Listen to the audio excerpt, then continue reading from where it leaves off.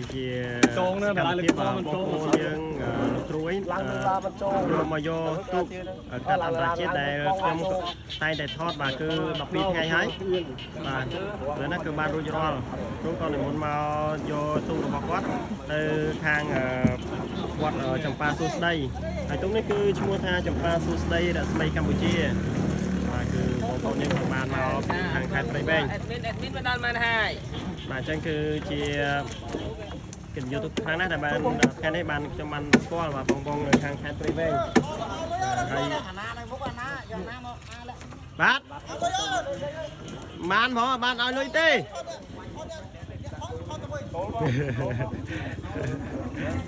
បាទអញ្ចឹងគឺ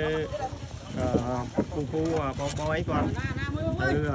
មុំដល់ផ្ទះអីប្រហែលជាយប់ហើយឬក៏ត្រូវឡងមកត្រៀតហើយ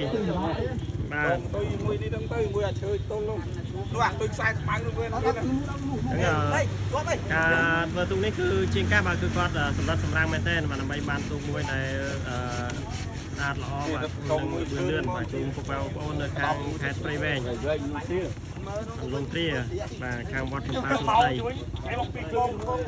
បាទអញ្ចឹងសូមធ្វើវីដេអូតែប៉ុណ្្នេះទេបាទពុកបងប្អូននឹងបានឃើញបាទទូកຂະຫນាតអន្តរជាតិនេះនឹងអូសកាត់ខាងខេត្តកោះចេះឆ្ពោះទៅខាងខេត្តព្រៃវែងនៅពេលបន្តិចទៀតបាទសូមអរគុណសូមជម្រាបលា